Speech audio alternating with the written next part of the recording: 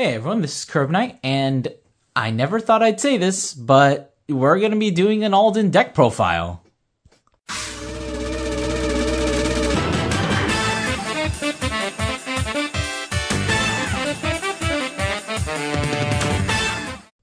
Alright, so getting into the deck itself, so on initial reveal, pretty much everyone kind of just discounted Alden, and it's pretty easy to see why. Like, the support was lackluster, the Vanguard is like whatever, but through a couple of like small tech choices and building the deck in a bit of a more non-traditional way, I think that Alden has unironically become like at least maybe a B-tier deck with this build.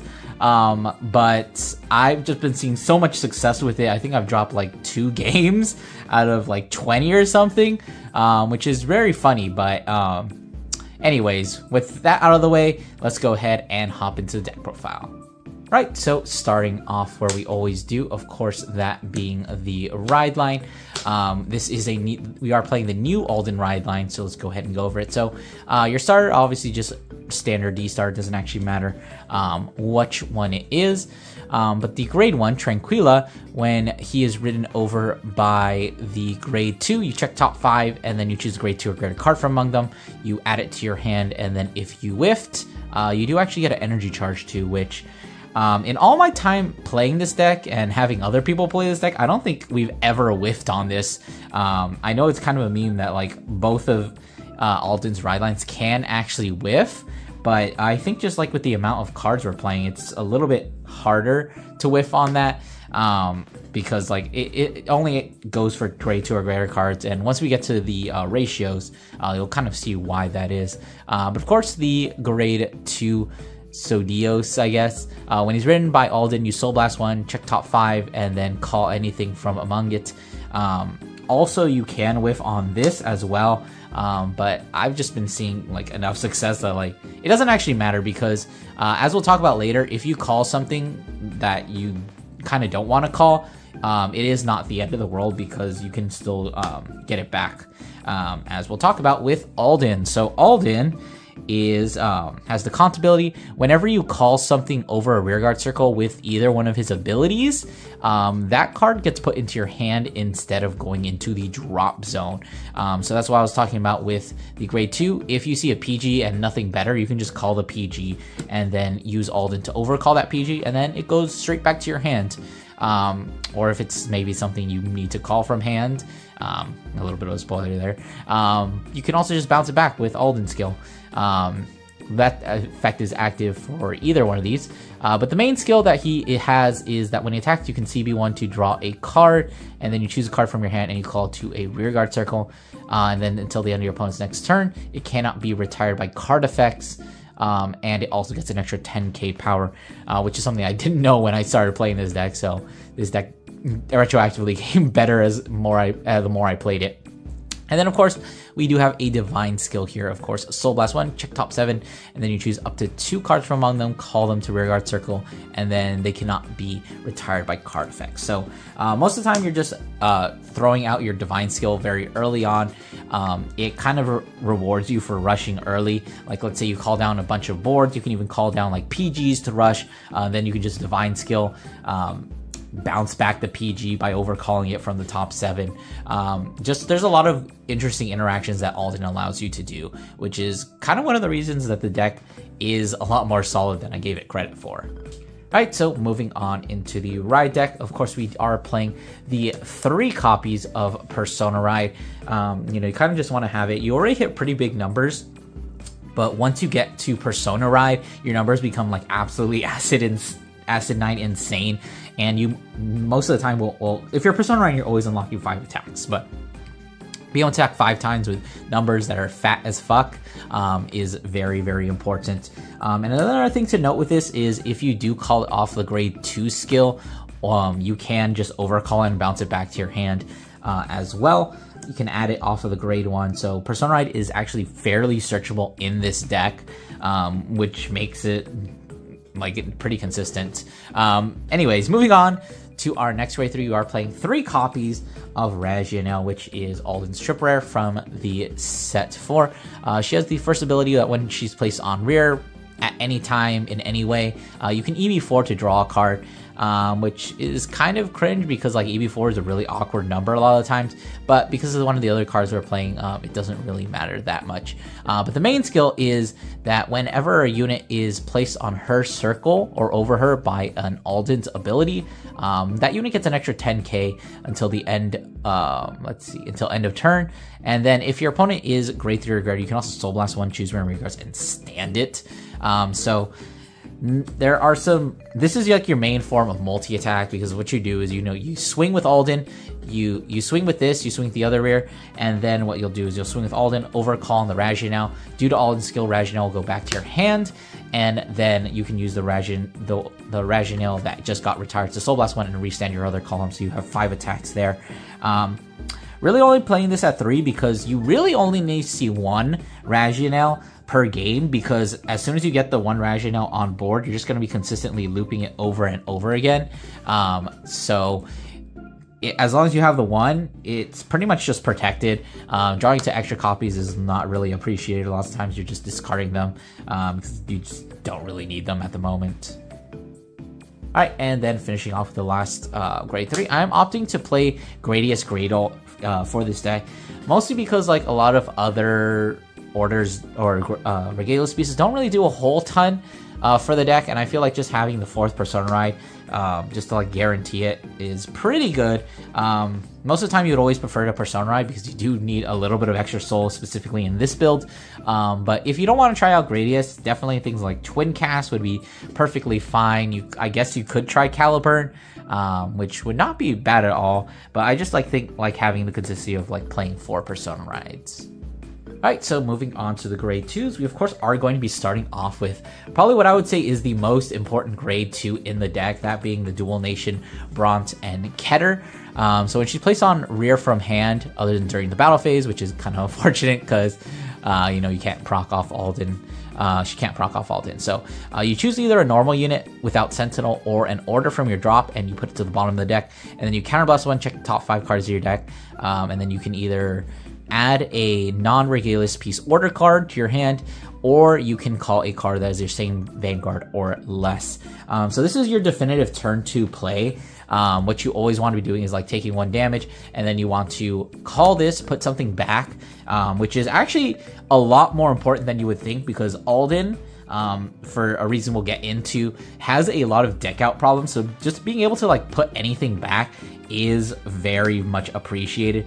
Also, there's the fact that this deck doesn't really have any recursion inherently, and just being able to put pieces back into your deck that you can draw into potentially later does really make a difference. So she's just like an overall solid card, and she helps you with that early game rush, and it's just overall very solid. Another thing that I have considered is maybe toning down, like maybe going 3-2 on the Keter Stoicheia one, because that one does have some niche applications, because like I said, this deck doesn't really have any recursion outside of her putting things back to deck. So like being able to do that is okay, but I think that this deck is, or this card is overall more solid, because what this deck really struggles with is finding its boosters, and the Stoicheia Keter can't bring back any boosters, whereas this can actually find you one. Alright, so moving on, we have the deck's best attacker, which is of course the 4 copies of the Ermac. So now Ermac, when he is placed, if you have an Alden unit, he gets an extra 5k, and then if he was placed by a card ability, he gets an extra 15k instead. So this is ideally what you want to be calling off of Alden's skill, because with his skill and Alden's skill combined, he's already at 35. If you overcall him onto a Rationale, he reaches 45 without any additional power, just because of all the increased power that he ends up getting. So definitely like your best attacker, but the issues with Ermac is he's kind of useless until turn 3. He doesn't do anything, and ideally you want to be calling him off of the card ability and not from hand. So you realistically only need to keep like 1 in hand. But unfortunately, like if you do call him, he is a 15k attacker, which hits unboosted, which is nice and all, but not really the greatest. And he is the other reason I've partially considered playing the Keter Stoicheia Dual Nation, because once you play your Ermac, they become useless, so you just want to intercept with them. Just like put them in the drop zone. So you could theoretically recycle it with this. But what you could also do is call the Keter Soikea and then revive an Ermac, and then Ermac is already sitting at 25 because he was called by a card ability, because he doesn't actually care where he was placed from. So that's theoretically a niche advantage of the Keter Soikea over the Keter Bront. But just like in my opinion, I think you need the extra deck more than like you need top deck check and potentially milling yourself to go even closer to deck out. I just think that this is just an overall more solid card. Alright, so moving on, I am actually playing 2 copies of Cadwalla here. So now Cadwalla, a little bit of an older card, but at the end of the battle, she attacks a Vanguard. If you have 4 or more units, you can Soul Blast 1 and retire her, check top 3, and choose a grade 2 or greater unit from among them, and then add it to your hand. And then if you didn't add anything, you just get to draw a card, so you never minus off of Cadwalla. So the main reason we're actually playing Cadwalla over like some other things is because Cadwalla is grade 2, which makes it a lot harder for you to whiff off of your ride line. She's realistically something you really want to be calling on turn 2. You want to create a line with Cadwalla, this, and then 2 boosters, one behind your Vanguard and one behind her. That's honestly your definitive turn 2 play. The reason we're only playing 2 is realistically you only want to proc 1 Cadwalla in a game, because like she's not that important. She just like helps you dig, which is something this deck is really good at doing. So it helps you dig, but also being that grade 2 makes it harder to whiff off of your other skills. And just, you know, she's an overall solid card. And you have literally just enough soul, because you're going to be soul blasting 1 for divine skill, you're going to be soul blasting 1 for grade 2, and then if you use your last soul on Cadwalla, you're perfectly fine, because theoretically you would want you do have a lot of ways to soul charge, so you're not always hurting on that, but you don't mind using 1 Cadwalla, but you're probably never going to use the second one. So finishing off with the grade 2s, we are actually playing a grade 2 order. I think this was from like a JP list or something, but we are playing the EP Dogs, the Warriors Rest, which is a grade 2 order. You play it with EB2, and then you choose 2 of your units, and they get that, when they're boosted, they get an extra 10k, and then if you have 5 or more units, you do get to draw a card. So it's basically just a cycle for EB2 most of the time, because you're probably never going to play this unless you you have all 5. And thankfully, just because of the way the math works, these cards actually don't conflict with each other at all. Because if you think about it, turn 2, if you're going second, you're going to be at 3. So you play this, and on turn 2, you go down to 1. You energy charge up to 4. Now you can use this to draw another card too. So the math does kind of just work out there. So this card is basically just in here. It is technically searchable off of her, so that's also pretty good as well. But this kind of just makes your turn 2 completely unguardable. They have 1 guardable attack, and then your other 2 swings are hitting for like 26 or 28, 23, 33. And like, you know, that's unguardable, especially when it's a Vanguard and a rare, like that hits over defensive.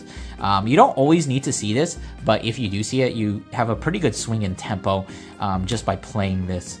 Oh, and also calling boosters for this, especially on turn 2, is pretty good, because like you can just call PGs behind your Vanguard, you can call triggers, it doesn't matter, because once you ride up into Alden, you're going to be using Divine Skill, and all you have to do is overcall those units, and then you just add them back to your hand. So you kind of just get your PGs back, because like they're not really that good in the early game, so might as well commit them if you're going to get them back.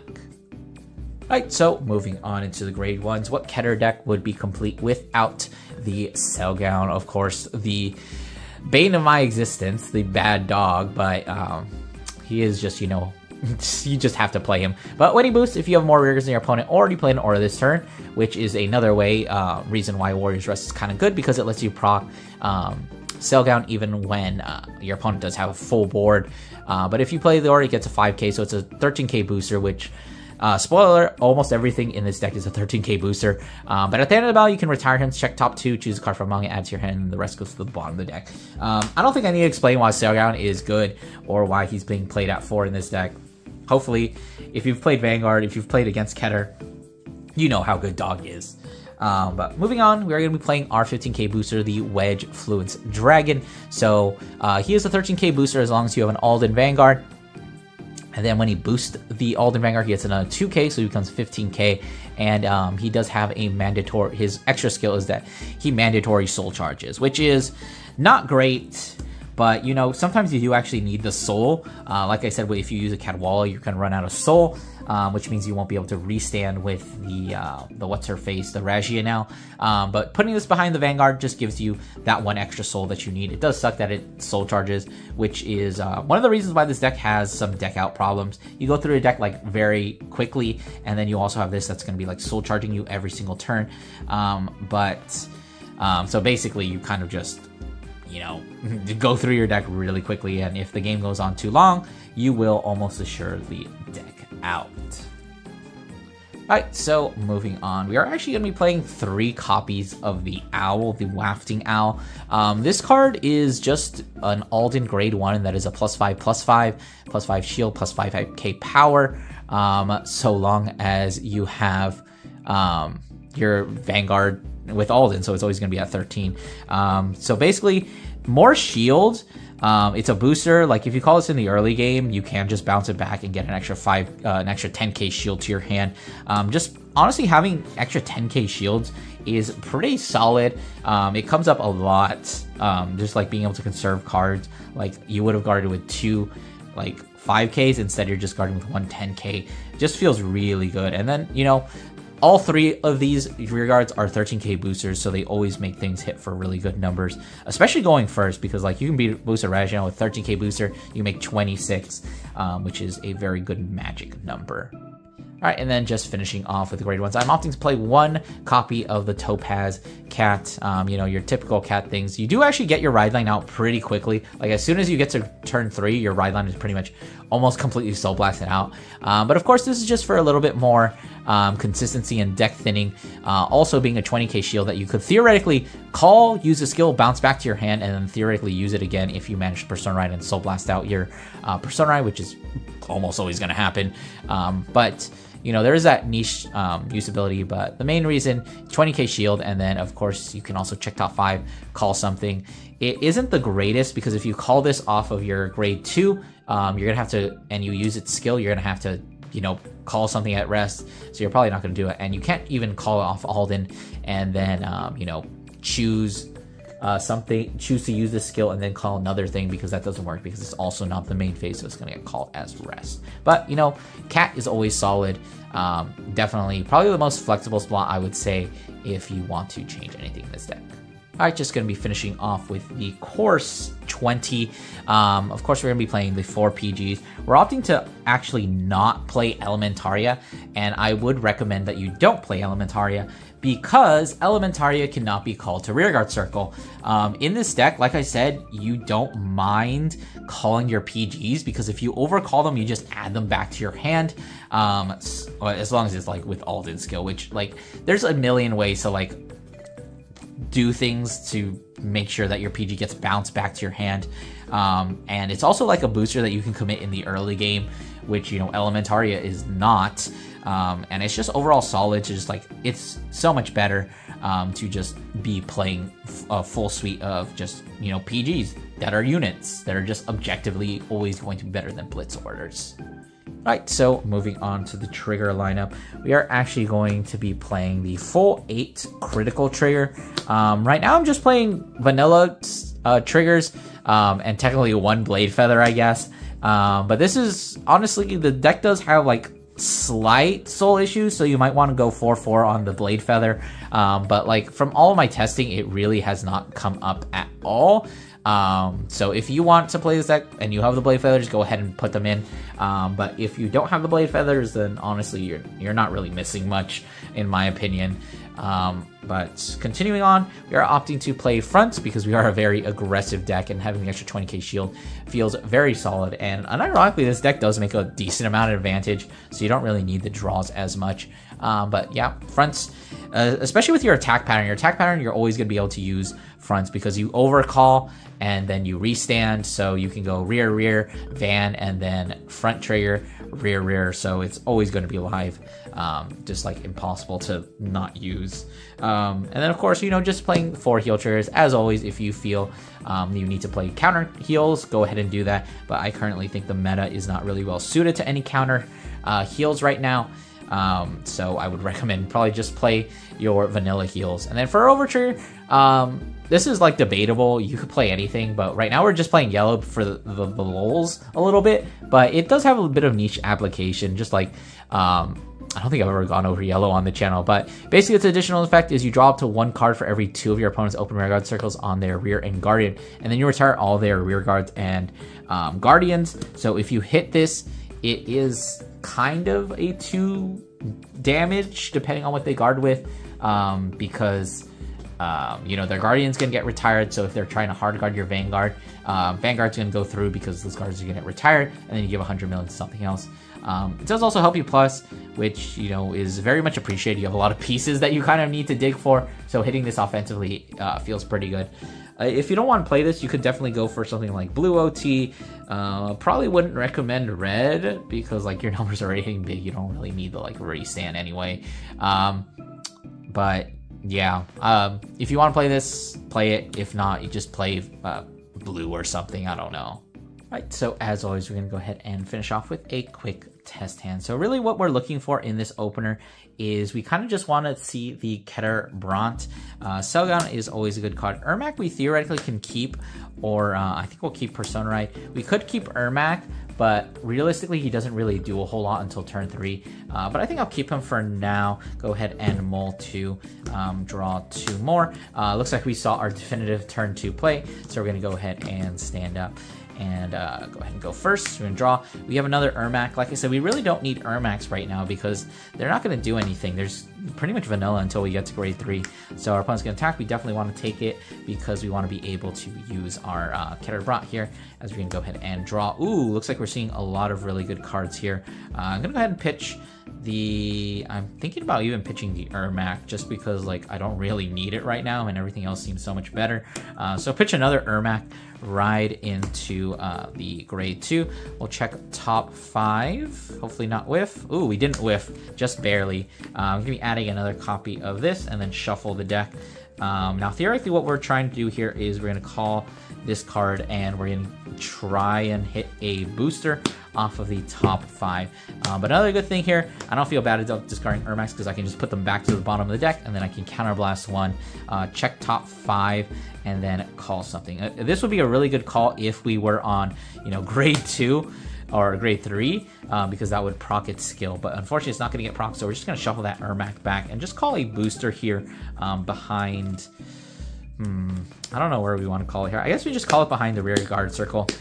Just as a note of play, the easiest place to get your rear guards back is going to be on the rear guard circles because there's only 1 card that wants to be in the center middle. I'm going to call the Selgown and then the Cadwallace. Now we've got some pretty good numbers here, especially going first. We're going to see in the Cadwalla, this is probably going to be the only one that our opponent is going to be able to guard. So we're going to go ahead and use Cadwalla. Check the top 3 cards of the deck. Ooh, we got some pretty good ones here. I don't think we have the Rationale yet, so we're going to go ahead and just add that to our hand and shuffle the rest of them back into the deck. And now we've got 23 and 23 here on the other columns. Swing and add a grade 1 Vanguard. If they don't hit a defensive, which they probably didn't because, you know, they can't guard. That's the only one that they can guard. We're going to go ahead and swing 23. Probably not using the Selgown. I honestly don't like using Selgown right away just because, like I said, this deck does have a little bit of a booster problem. So keeping your boosters around, especially in matchups where they can't like touch your back row, is actually not terrible. One of the key things you should know about playing Selgown is you do not always have to proc it. And especially in this situation, I'm not really hurting for anything. I'm at 1 damage. I have this, and I've already pushed like so much aggression. I basically have everything that I need right now. So our opponent's gonna go. There is the possibility that they do try and damage deny you, but that's actually fine for you because you know, it like 1 free turn is like still 1 free turn. It gives you a free turn to go into your Persona Ride when your attacks are gonna be hitting much more anyway. But let's say they don't damage deny us because, you know, they're not really thinking about that. But yeah, basically you can just go draw here another Alden. We really don't really need this at all, so we're gonna go ahead and ride, use this skill of grade 2 to check top 5. So what we're kind of looking for here is maybe something that we want to add to our hand. Not really anything good here, so we're just gonna call that, I think. And then just shuffle up the deck. If we saw a PG there, I probably would have called it, because right now it's looking like my board is not the greatest, and I'm probably just going to be overcalling everything with Alden's Divine Skill, which we're going to go ahead and promptly use here to check the top 7 cards of the deck. Kind of looking for a Wedge Fluence here, but oh yeah, we saw one. This is like not the greatest. So what I think I'm going to do here is actually go for a very interesting play. We're going to go ahead and overcall this and overcall a PG to the board. And then Cellgown and the PG are going to be bouncing back to our hand.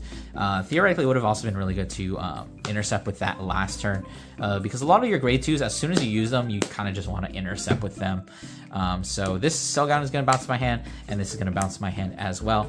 I'm going to go ahead and call this Cellgown here.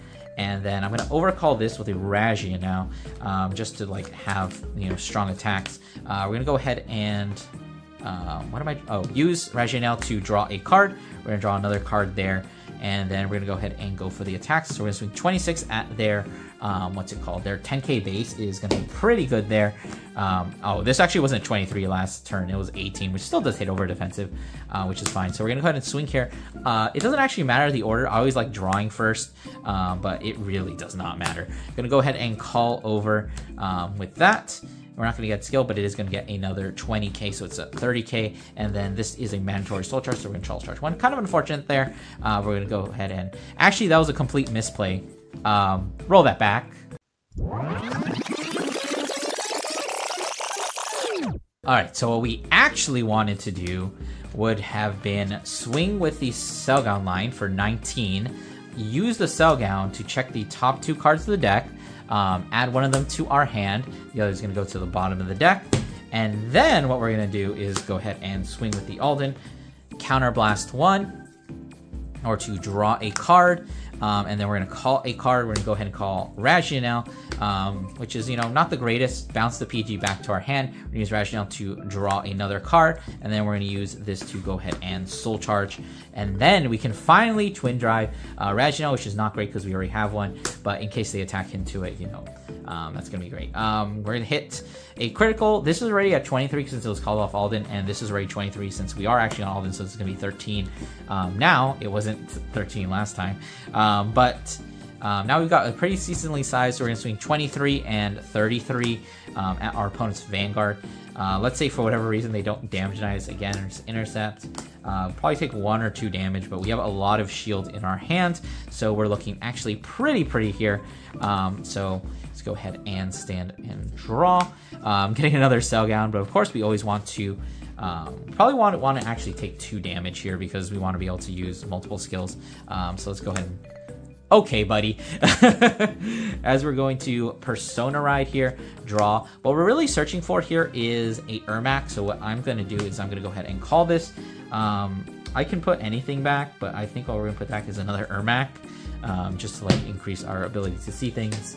And then we're going to go ahead and counterblast 1, check the top 5, and what do you know? We get the Ermac that we were looking for. I'm going to go ahead and just overcall it.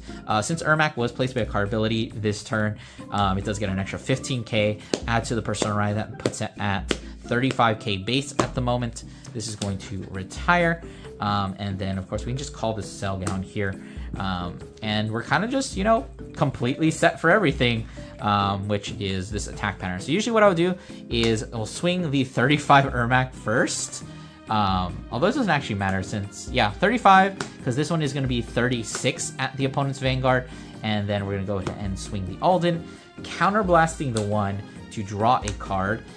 We didn't get another Ermac, which is kind of unfortunate, but you know, it is what it is. Call over the Ragia now. Go ahead and bounce this back to our hand. I totally forgot to use Cellgown. So let's actually use Cellgown first. It didn't matter, so no, it's fine. I don't need to use Cellgown. Go overcall that, and then we are going to have to soul charge. 1 there, but like I said, you probably would have wanted to use Selgown in that situation just because you want to dig for the Ermax. And then the Reginald that we overcalled, we're gonna go ahead and Soul Blast 1 to restand this, and then we can go ahead and Drive Check, crit, and a PG. And then we can go, this is swing for 23, 33, 43. And then this is, it was 35 before, so with an extra, that's 48. Alright, so that's going to do it for the deck profile. I hope you guys enjoyed. Don't forget to do those YouTube things, like, comment, subscribe, and I'll see you guys in the next one.